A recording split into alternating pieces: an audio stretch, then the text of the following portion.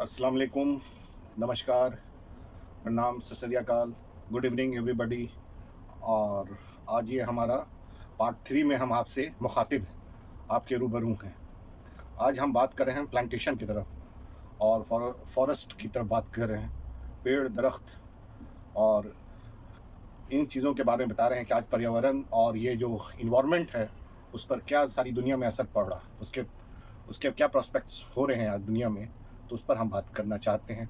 और थोड़ा उसी पर आज मेरी रोशनी रहेगी। आज जो मेरा केंद्र रहेगा, मुख्य केंद्र रहेगा, यही पर्यावरण पर रहेगा। आज दुनिया की आबादी जिस तरह से बढ़ रही है, हम आज पर्यावरण की तरफ से और इन्वायरमेंट की तरफ से हम ध्यान उठा चुके हैं।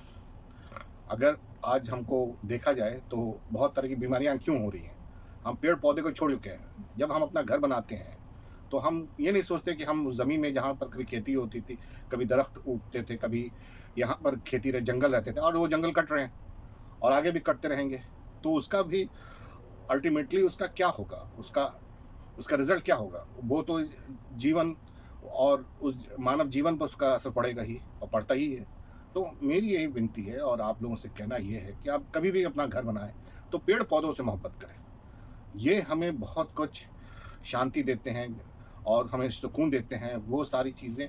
और जीवन में ये पर्यावरण जो है, ये हमें कुछ ना कुछ एक संदेश देता है कि भाई तुम तो मेरा घर उजाड़ रहे हो, मगर उस जगह पर जहाँ पर तुमने उजाड़ा है तो हमें भी कहीं पर तुम उसी घर में बसा सकते हो जो तुम मेरा घर उखाड़ना चाह रहे हो। तो वहाँ पर भी आप पेड़ पौधे लगाइए और पर्यावरण से मोहब्बत कीजिए, क्योंकि यही आपका जीवन है और यही आपको सारी इसी से आपकी आकांक्षाएं बंधी हुई हैं। तो जिस तरह से पेड़ों का दरख्तों को नोच दिया गया है, लोग नोच रहे हैं शहरीकरण की तरफ से और जो अपनी ज़रूरतों के हिसाब से, तो वो सारी चीज़ें फिर कहाँ जाएंगे जो शुरू से रही हैं जीवन दुनिया में और इस वर्ल्ड में। इतने पेड़, इतने प्लांट, उन लोगों का क्या होगा, उनका अस्तित्व खत्म हो जाएगा। अब वो पेड़ नहीं रहेंगे, पौधे नहीं रहेंगे, जंगल नहीं रहेंगे, तो चिड़िया है, जिन और बर्ड्स हैं, एनिमल, वो सब अब कहाँ जाएंगे? वो सब भी आस्ते आस्ते उनका भी वजूद खत्म हो जाएगा, इतिहास में आ जाएंगे वो सारे। और बहुत सारी चीज़ें, ऐसे जानवर थे, ऐसे एनिमल्स थे जो लुप्त हो चुके हैं। तो उस पर हम लोगों को रोशनी डालनी चाहिए, उस पर हमें प्रकाश डालना चाहिए कि इनके अस्तित्व को हम कैसे बचाएंगे। आप घर बनाएं, उसके आसपास मेरी आपसे विनती है कि पेड़ पौधे भी लगाइए, खूब लगाइए। आप 10 तरह के, आजकल तो पेड़ पौधे ऐसे हैं कि आज हाईवे बनते हैं, वहाँ पर फल फ्रूट के भी पेड़ पौधे लग जाते हैं, तो उजागर हो जाते हैं, वो बढ़ने लगते हैं। उससे क्या है कि आपको साया मिलेगा, जब आप उसको साया देंगे तो वो भी आपको साया देगा। तो ये मेरा कहने का मतलब है। और इसी पर मैंने ये बात कही है इसलिए कि आज पॉल्यूशन क्यों बढ़ रहा है। लोग तो मकान बना लेते हैं, लोग तो बड़ी बड़ी बिल्डिंग खड़ी कर देते हैं, मगर उसके सराउंडिंग में, उसके तरफ में, उसको चारों तरफ पेड़ पौधे नहीं लगाते। पेड़ पौधों से क्या होता है कि एक नई रोशनी मिलती, एक नई ऊर्जा मिलती है। कहा गया plant a tree gate oxygen free, आपको ऑक्सीजन मिलता है।